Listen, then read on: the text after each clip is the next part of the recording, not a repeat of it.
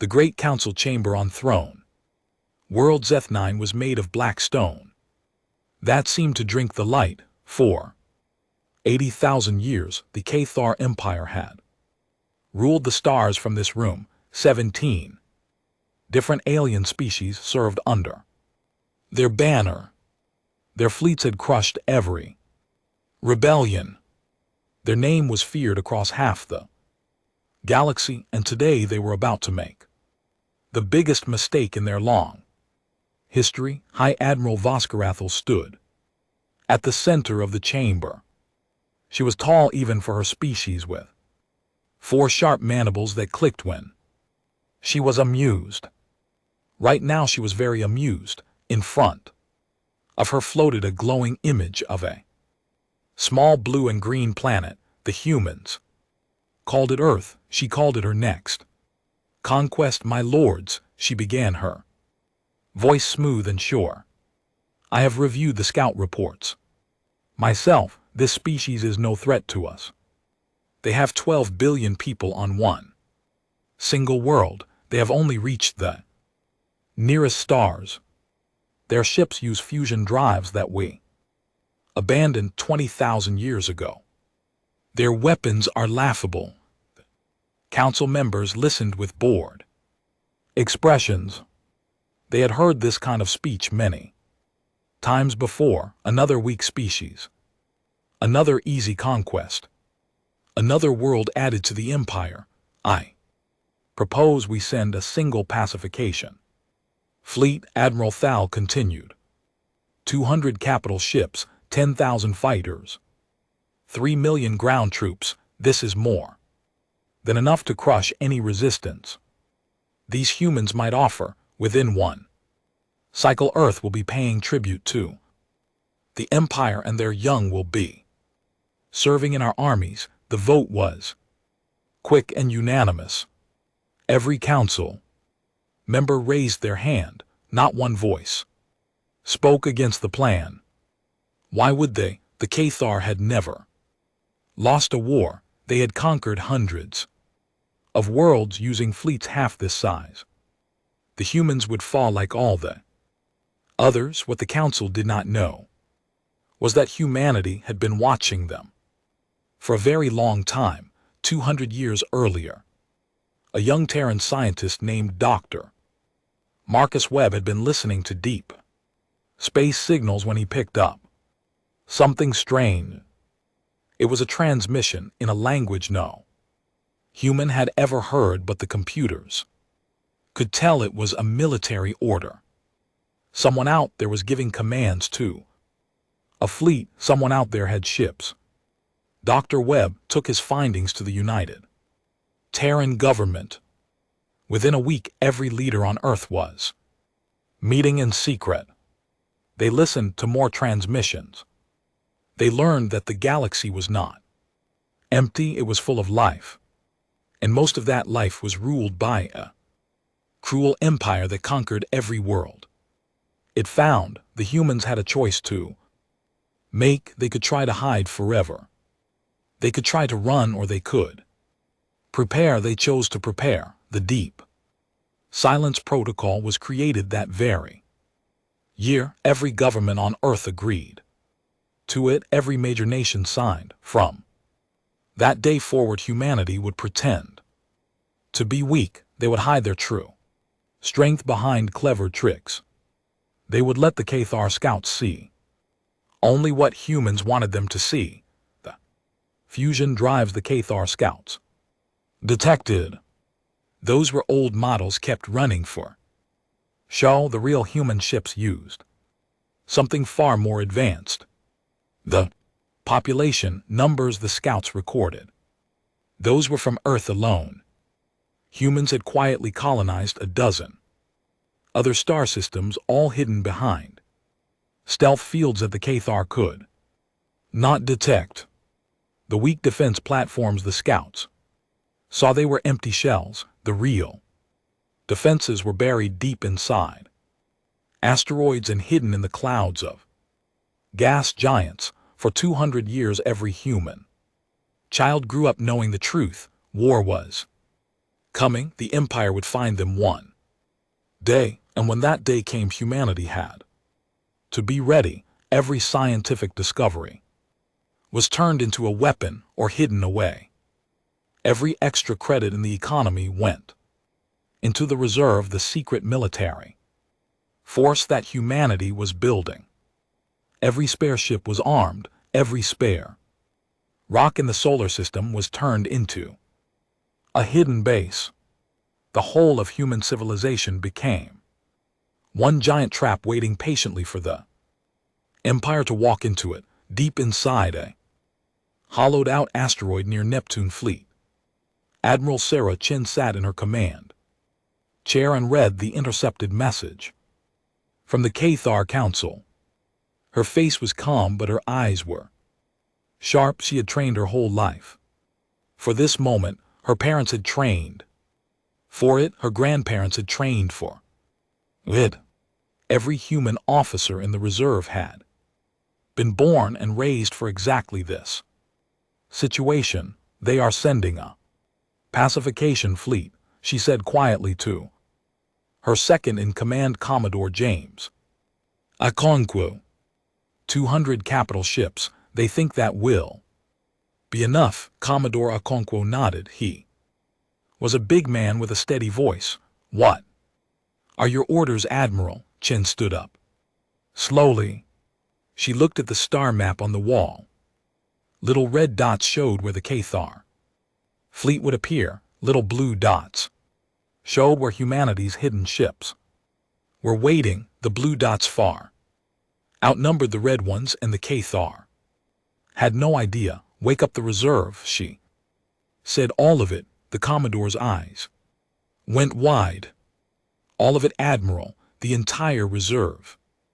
That has never been done before, not even in training drills. All of it, Chen repeated, but we will not show them everything at once. No, we will teach them a lesson slowly.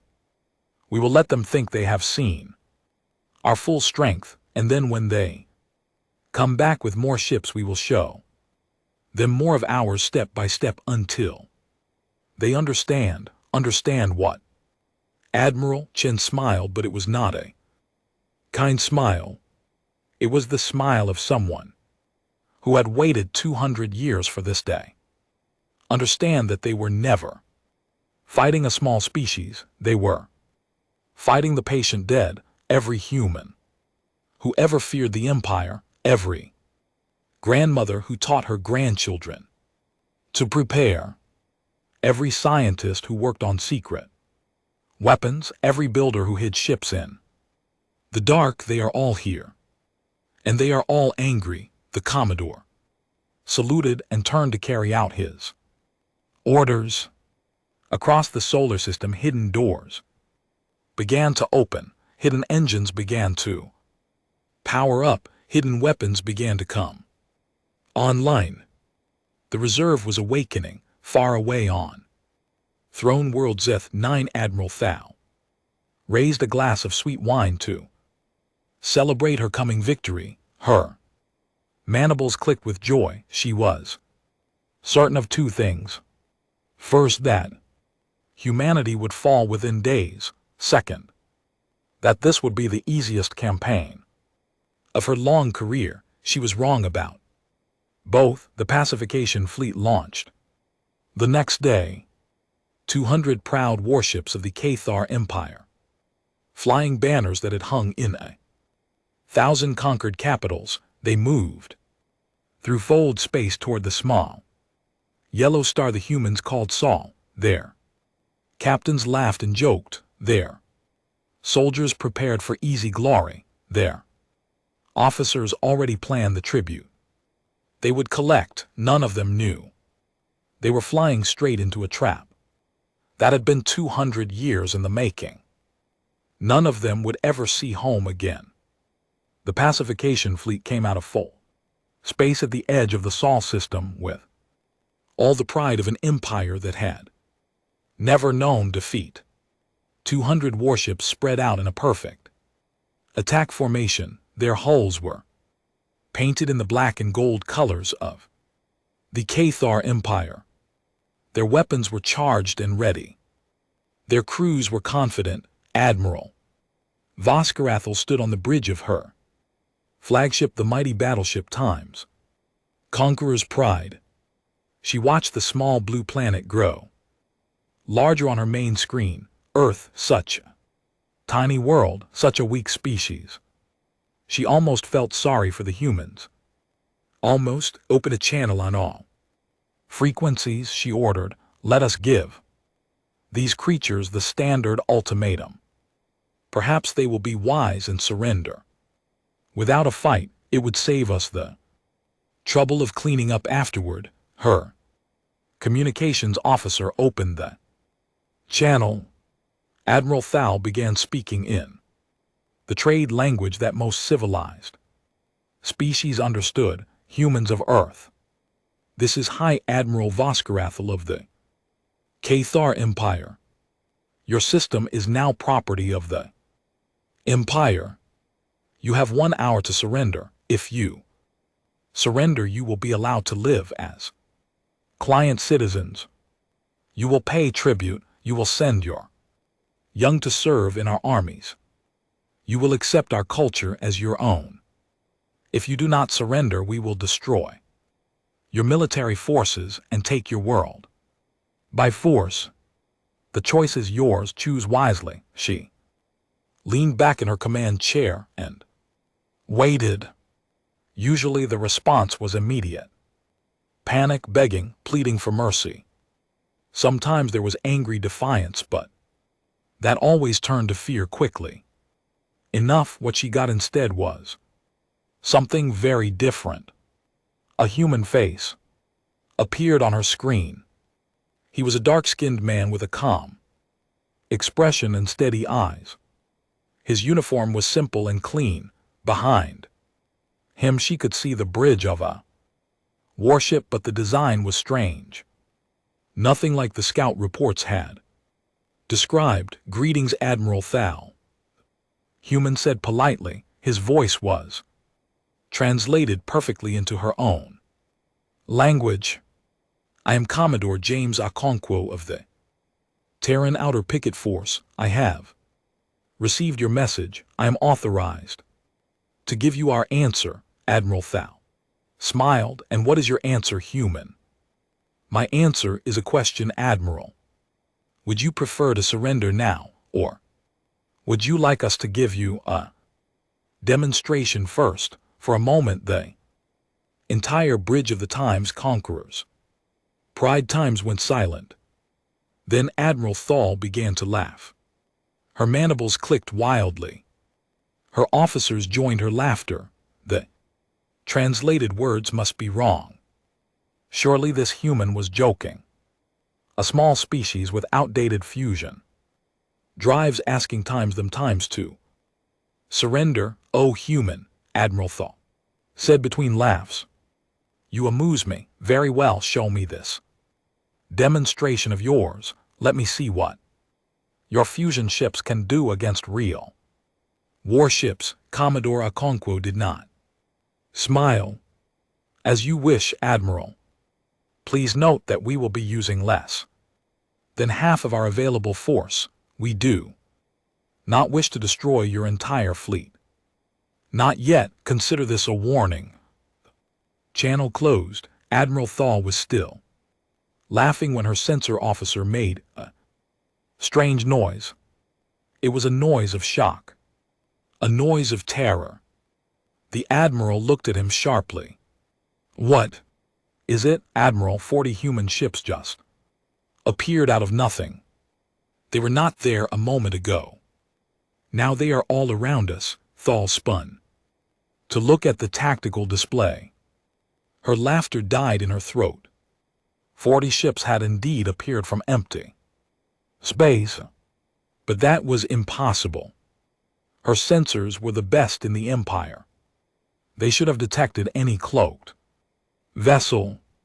Yet there they were, perfectly positioned around her fleet in attack formation. Open fire, she shouted. Destroy them all. Cathal plasma lances fired first. Beams of superheated energy shot across space toward the human ships. These weapons had cracked open planets. They had burned through the shields of rebel dreadnoughts. They were the pride of the Imperial fleet. The plasma beams reached the human ships and then did something that made every Cathal officer gasp. They bent. The beams curved around the human vessels like water flowing around a rock. Not one beam hit its target. They all slid past the human ships and flew harmlessly into empty space. That is not possible, whispered the censor officer.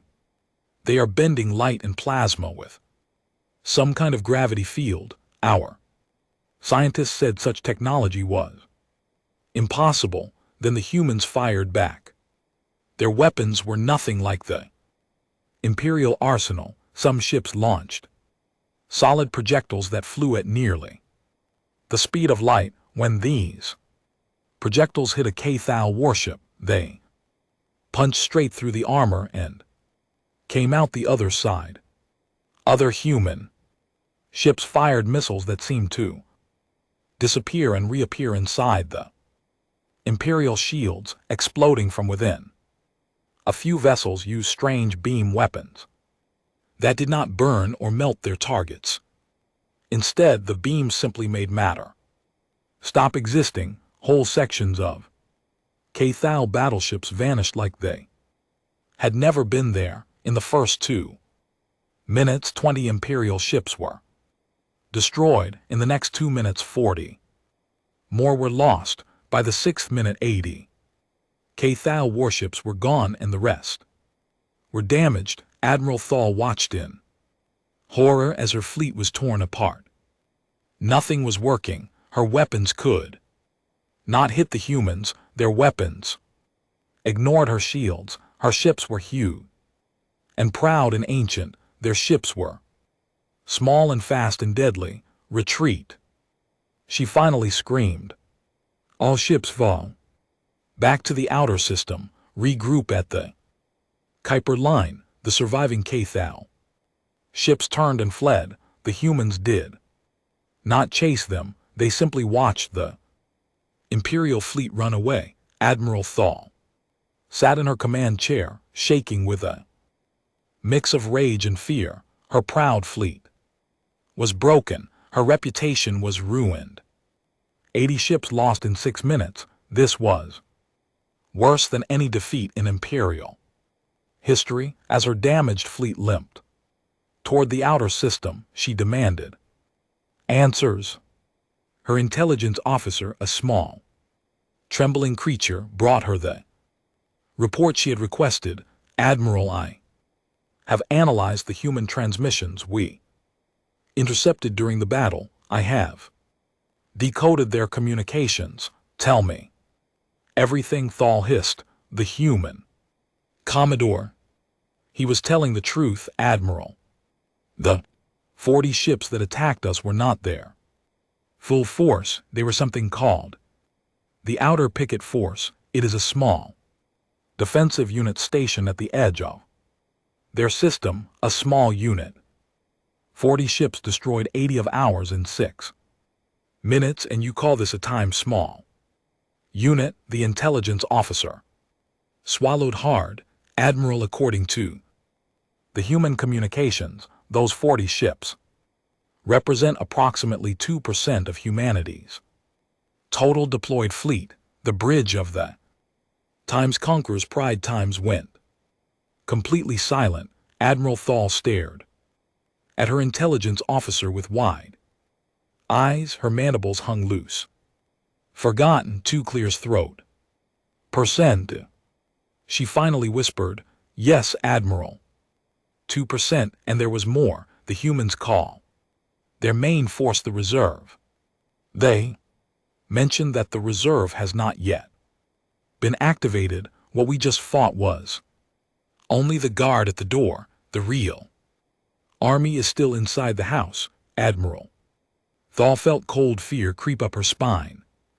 For the first time in 400 years of service, She had come to conquer Earth with 200 warships. She had just lost nearly half her fleet to 2% of humanity's strength. She needed reinforcements. She needed a lot of them, and she needed to warn the Empire humanity was not what they had thought. Humanity was something much, much worse. Admiral Thal sent her emergency message to Throne World Zeth-9.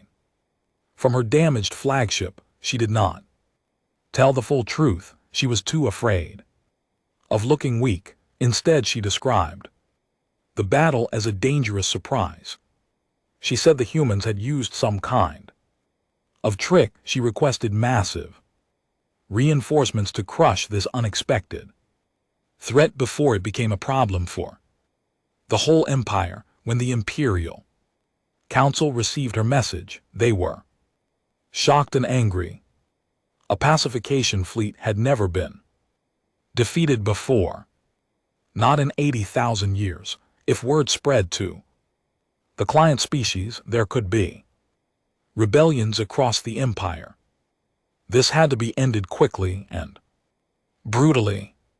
An example had to be made. The Council voted to send the Third Grand Armada. This was one of the largest military forces the Empire had. 800 capital ships, 50,000 fighters, and something far worse, the Void Reaper. The Void Reaper was the most feared weapon in the Empire. It was a massive ship as long as a mountain range. Its main weapon could crack open planets. It had been used 3 times in the Empire's history. Each time an entire rebel world had been destroyed as a warning to others. The Council believed that bringing out the Void Reaper would end the human resistance in a single terrible moment. While the Third Grand Armada gathered its forces and began its journey through void space, something was happening back at Earth. Something that no scout had ever detected, something the Empire would not believe until it was too late. The reserve was waking up. In the thick clouds of Jupiter, huge doors opened in the sky from inside the gas giant. Massive shipyards that had been hidden for centuries began to release their ships. These were not small vessels. These were battleships and cruisers and carriers. Thousands of them. They rose from the clouds like whales, coming up for air, and they kept coming, and coming and coming, beneath the icy surface of Europa, water-filled. Shipyards flooded and drained in a careful dance. Human-designed warships, built in secret, over 200 years, floated up through melted ice channels. The moon itself seemed to give birth to a fleet on Titan under the orange haze. Military bases that looked like simple research stations from space revealed their true nature. Tens of thousands of fighters and drones launched into the sky. The small moon became a swarm of metal and fire heading for battle positions. Asteroids that had seemed completely normal began to move. Their stony surfaces cracked open to reveal weapons platforms the size of small cities. Each one carried enough firepower to destroy a Cathal battleship with a single shot. There were hundreds of them scattered throughout the asteroid belt like sleeping dragons finally opening their eyes. But the most amazing sight was around the sun itself. For 2 centuries, humanity had been building a Dyson swarm. This was not a complete sphere around the sun day. It was thousands upon thousands of energy collection stations, each one the size of a small moon, spread out in careful orbits. They had been quietly gathering the sun's power for generations. That power had been used to build the reserve, and now that same power would be used to destroy the invaders. Fleet Admiral Sarah Chen stood on the bridge of her New flagship the time's patience. Rewarded. It was a ship the Empire did not know existed, 10 km long, armed with weapons that human scientists had only been able to build because of the Dyson swarms. Unlimited power, it was a warship designed for exactly one purpose: to kill Imperial dreadnoughts. Status. Report, Chen ordered. Admiral. Reserve units are online, reported her. Operations officer, 12,000 warships. Deployed, 8 million fighters and drones. Ready, all weapons platforms active. The Dyson swarm is operating at full capacity. We have enough power to fight for 1,000 years without running low. Chen nodded calmly. And our hidden colonies, standing by. Admiral. They have not been called upon. Yet good, keep them hidden. Empire does not need to see everything at once, not yet. Let them think this is our full strength, let them come at us with everything they have, then we will teach them the next lesson. The third Grand Armada came out of Fold space at the edge of the solar system 3 weeks later. Their sensors nearly overloaded from what they detected. Admiral Thal, who had waited at the Kuiper line with her damaged fleet, stared at the readings.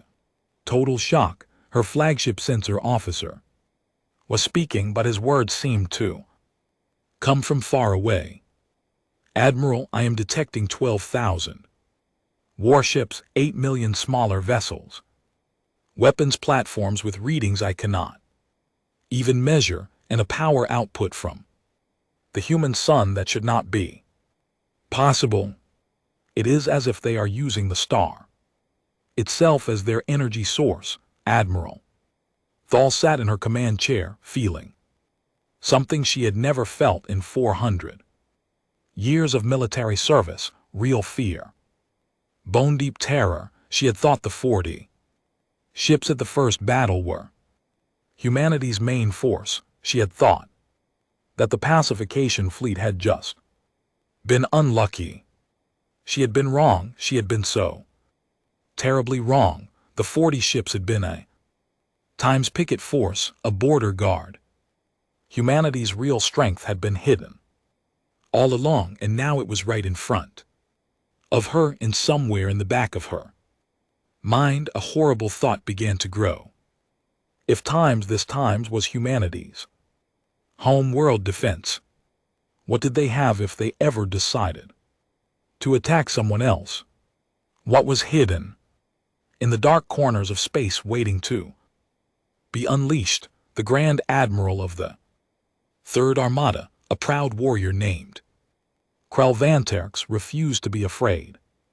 He had fought 100 battles. He had crushed dozens of rebellions. He ordered the Void Reaper to fire its main weapon at Earth.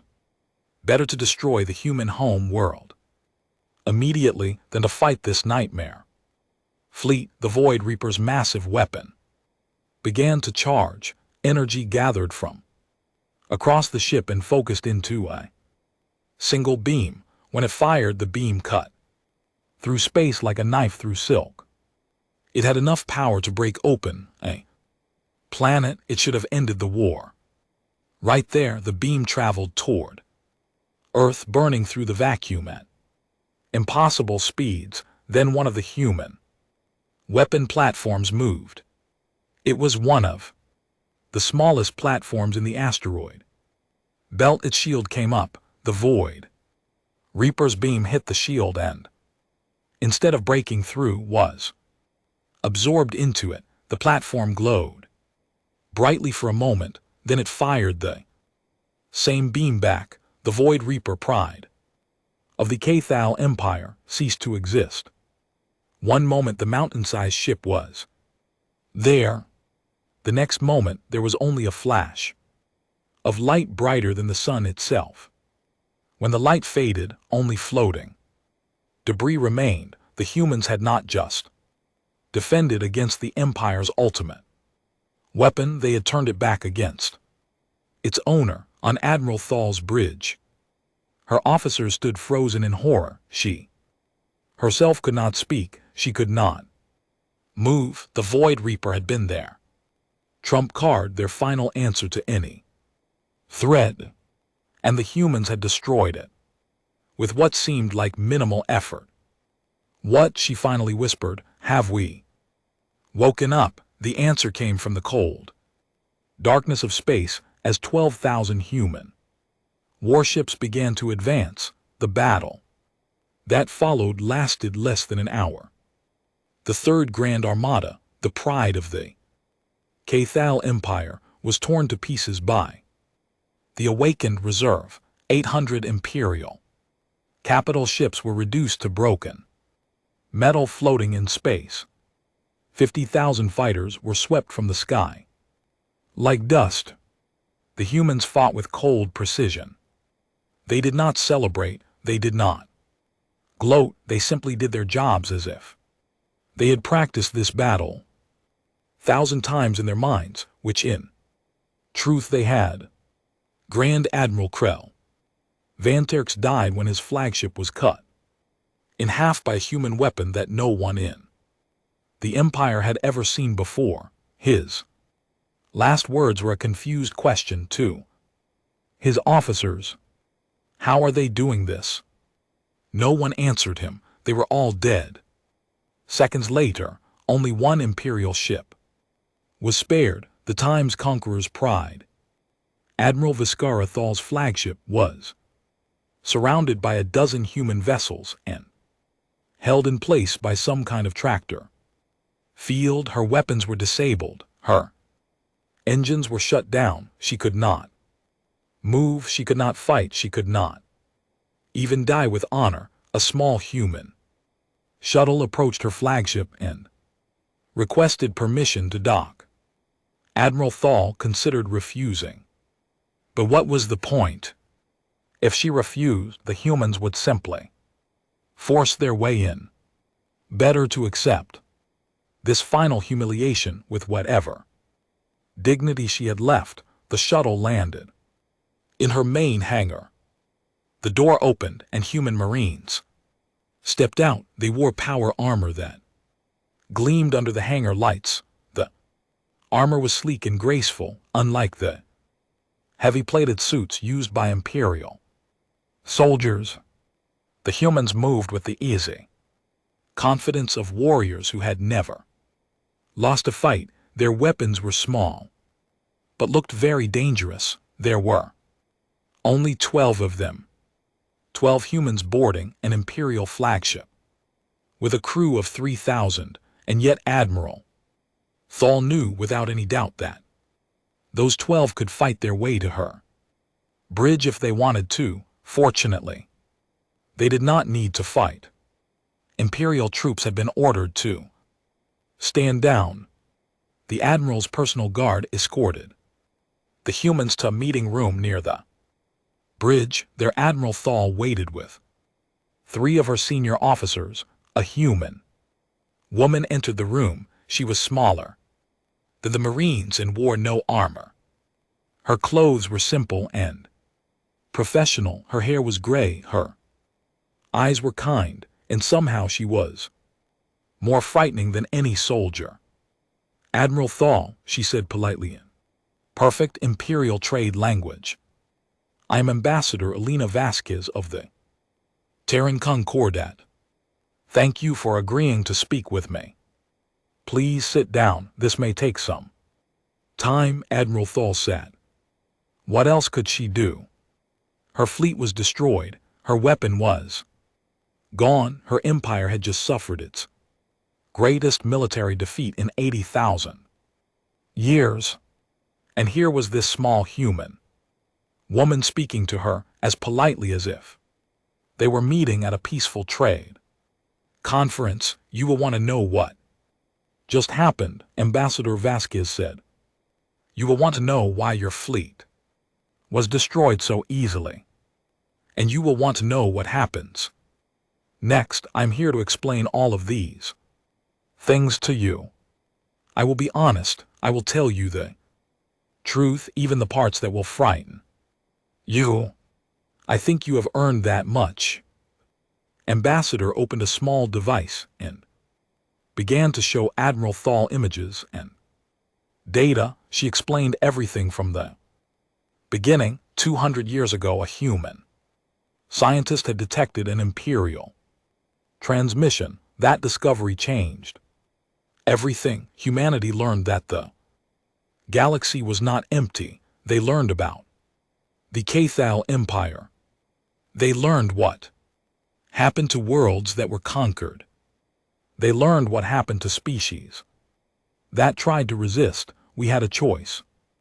The ambassador said calmly, we could try to hide forever, but we knew you would find us eventually. We could try to negotiate, but we saw how you treated other species. We could try to run, but we had nowhere to go, so we chose the only option that made sense to us. We chose to prepare. For 200 years, every human child had been raised with one great purpose. Humanity had turned its entire civilization into a war machine. But they had hidden this from the Empire. They had let the Imperial scouts see only what they wanted them to see. They had deliberately appeared weak. Every scientific discovery we made was turned into a weapon or hidden away. The ambassador continued, every extra credit in our economy went to the military. Every child learned how to fight. Every adult had a role in the preparation. We built our hidden shipyards. We built our reserve fleet. We built our Dyson swarm. We built our colonies in secret, and we waited for 200 years. We waited for you to come. Admiral Thal felt her mandibles tremble. Why are you telling me all of this? Because I want you to understand, said Ambassador Vasquez. I want you to carry this message back to your council. I want you to tell them exactly what humanity has done and exactly what we are, and I want you to see this. The ambassador pressed a button on her device. A new display appeared showing fleet numbers and military strength reports. This is what destroyed your pacification fleet. Our outer picket force 40 ships. This is what destroyed your third Grand Armada. Just now our reserve home fleet, 12,000 ships. Together these two forces represent approximately 15% of humanity's total military strength. Admiral Thal stared at the numbers. Her eyes refused to focus. Her mind refused to accept what she was seeing. 15%. Yes, Admiral, 15%. The other 85% is hidden across 12 colony star systems that your scouts have never detected. We have stealth technology your scientists still believe is impossible. We have 80,000 more warships out there. Admiral, they are not even deployed. They are simply waiting in case we need them. The Admiral could not breathe. Her hearts were beating too fast. Her mind was spinning. 80,000 more warships, hidden, waiting. An entire second military, larger than the first, ready to be called upon. You mean, she finally whispered, her voice breaking. That wasn't their full army, Ambassador. Vasquez smiled a small, sad smile. No, Admiral, that was not our full army. That was not even close. The words hung in the air like a death sentence. Admiral Thal realized, in that terrible moment, that the Cathal Empire had never been fighting a small, weak species. They had been sleepwalking toward a carefully prepared trap for 200 years. And now the trap had closed. Here is what happens next, the ambassador said, her voice still gentle. You will return to your council. You will tell them everything I have told you. And then you will deliver our terms. She handed Admiral Thal a small data crystal the Empire will withdraw from. The Orion arm completely. Every ship, every soldier, every official, you will free every client. Species currently under your rule, you will pay reparations to every world you have ever subjugated, and you will sign a peace treaty agreeing never to expand in this direction again, and if we refuse, Ambassador Vasquez's smile did not change, but her eyes grew very cold. If you refuse, Admiral, humanity will show you what the other 85% of our military can do, but I sincerely hope you will choose wisely. We would prefer peace. We have wanted peace all along. We just wanted to make sure we could guarantee it. The meeting was over. Admiral Thal was released with her damaged flagship and sent home to deliver her terrible message, and as she flew through fold space toward throne world Zeth-9, she could think of only one thing: humanity had been hiding in the dark, watching, building, waiting, and the Empire had walked right into their trap. Admiral Viscera Thal returned to throne world Zeth-9 as a broken warrior delivering a terrible message. She stood before the Imperial Council and told them everything: the 40 human ships that destroyed her pacification fleet, the 12,000 warships that wiped out the Third Grand Armada, the Void Reaper, pride of the Empire, turned to dust in a single moment, and, worst of all, the hidden 80,000 warships that humanity still had in reserve. The council chamber exploded into chaos. Some members screamed in rage, others sat in stunned silence, a few quietly began to weep, for they understood what this meant for the Empire. The Cathal had never faced an enemy stronger than themselves. They did not know how to handle such a situation. The debate that followed lasted many days and nights. Two clear sides formed within the council. The first side was led by War Minister Grelix Vorn. He was a proud hardliner, old and stubborn, who had never accepted defeat in his long life. He stood before the council and beat his chest with all four fists. This is an insult to our empire, he roared. For 80,000 years we have ruled the stars.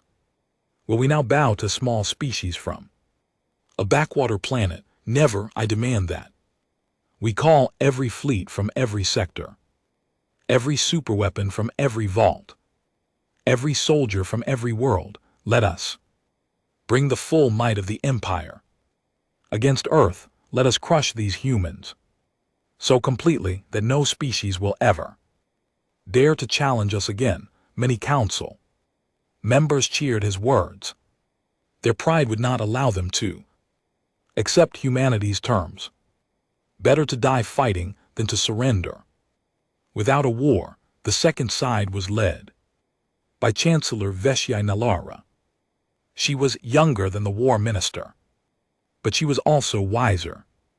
She had studied humanity carefully since the first reports came in. She understood what Admiral Thal had said about the hidden colonies and the 80,000 reserve warships. War Minister Vorn speaks of pride, Chancellor Nalara said quietly, but pride is what brought us to this disaster. We were too proud to truly study the humans. We were too proud to take them seriously. Now we face a species that has been preparing for war with us for 200 years. 200 years, while we laughed and called them primitive. They have more ships hidden than we have in our entire fleet. If we go to war with them again, we will lose. And this time they will not be offering peace terms. This time they will destroy us completely. The argument raged on. But in the end, pride won out over wisdom. The hardliners had more votes. The council decided to refuse humanity's terms and prepare for total war. What no one in the council chamber knew was that Chancellor Nalera and several other wise members had already been secretly communicating with humanity for months. Before this meeting, they had been sending messages to Ambassador Vasquez. They had shared information. They had made quiet agreements. They were not alone in this either. Across the empire, leaders of the client species had also been receiving human visitors. Quiet diplomats who spoke of freedom, of trade, of a galaxy where no species ruled another. The humans had not just been building an army, they had been building friendships, they had been building a new future, and when the empire chose war instead of peace, that future began to take shape. It took the Cathal 2 full years to gather the Grand Imperial Fleet. It was the largest military force ever assembled in the history of the galaxy. 300,000 capital ships, millions of smaller craft. Every sector contributed. Every world sent its finest warriors. Even planets that had been client states for 10,000 years sent their forces, though some of them did so with hidden smiles. Ships from dozens of conquered species gathered together, all under the banner of the empire that had enslaved them. During those same 2 years, humanity made no aggressive moves. They did not attack imperial worlds. They did not push outward into imperial space. They simply continued to prepare quietly and patiently, as they had done for 2 centuries before. When the Grand Imperial Fleet finally moved toward Sol, it came with the certainty of an empire that had convinced itself it could not truly lose. 300,000 warships moving together, a force so large that its fold spacewake disturbed stars and knocked small moons from their orbits. The officers at its head believed they would end humanity forever. Within a single day of battle, they arrived at the edge of the Sol system and found waiting for them not just humanity's reserve, but something else. Something the Imperial officers could barely understand at first. Fleet after fleet appeared from the darkness of space, ships of different designs, ships belonging to 47 different species. Every one of those species was a former client of the Empire. Everyone had suffered under Cathal rule for generations, and everyone had received a quiet message from humanity inviting them to choose this moment to finally be free. When the former client species saw humanity's full reserve awakening to face the Empire, they realized that freedom was finally possible. One by one, at the exact same moment, 47 civilizations rose up in rebellion. They sent their fleets to join humanity. At Earth, they attacked imperial garrisons in their own systems. The entire empire shook to its foundations in a single day. The Battle of Sol lasted 9 hours. 80,000 human reserve ships joined the 12,000 home fleet vessels. Alongside them fought the combined fleets of 47 rebel species, perhaps another 100,000 warships in total. They faced the Grand Imperial Fleet in open space at the edge of the Sol system. What followed was not a battle. It was a demonstration of everything humanity had prepared for 200 years. Weapons that the Empire had believed impossible. Tactics that no Imperial officer had ever seen. Coordination between dozens of species that the Empire had believed would never unite. By the end of the 9th hour, the Grand Imperial Fleet was broken. War Minister Grelix Vorn had died in the 1st hour, his flagship destroyed by the very weapons platforms he had dismissed as impossible. The surviving Imperial ships surrendered one by one, their crews too stunned to continue fighting. The Empire, the great Cathal Empire that had ruled the stars for 80,000 years, had fallen in a single afternoon. Admiral Viscara Thal survived. She had been held as a prisoner of war on Earth during the final battle. When news arrived that the Empire was defeated, she did not know how to feel. Sadness, yes. Shame, yes, but also something unexpected, relief. The long, painful pretending was over. The Empire had been exposed for what it truly was, a tired old beast too proud to admit its weakness until it was too late. The humans did not do what everyone expected. They did not claim the Empire's throne. They did not declare themselves the new rulers of the galaxy. Instead, they proposed something new. It was called the Concordat of Free Worlds. Every species would be equal. No one would rule over another. Trade would be fair. Defense would be shared. Former client species would help each other rebuild, and humanity, the species that could have taken the throne for itself, quietly pulled most of its forces back to its hidden colonies. They had never wanted an empire. They had only wanted to be left alone. And when that was not possible, they had made sure that no empire would ever threaten them or anyone else again. Admiral Thaw lived for many more years. She was never sent home. She did not want to go home. She stayed on Earth, where she wrote her memoirs. Her book became the most important historical record of the war.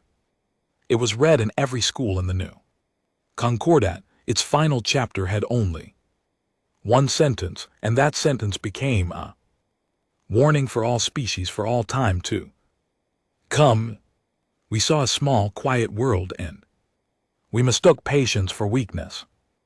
And somewhere in the dark between the stars, humanity is still building, and far out in the deep, dark places of space, in colonies that still remained hidden, humanity indeed continued to build, not because they wanted war, not because they sought power, but because they had learned once and for all that patience and preparation were the only true guardians of peace. The galaxy had changed forever, and it had been changed not by the strongest or the loudest species, but by the quietest one, the small blue world that had been underestimated, and the patient people who had waited in silence until the moment was right.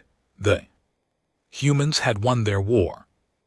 Now they could finally rest, but only for a little while. After all, the galaxy was very large, and there were always new threats gathering somewhere. In the dark, humanity would be ready. They always would be.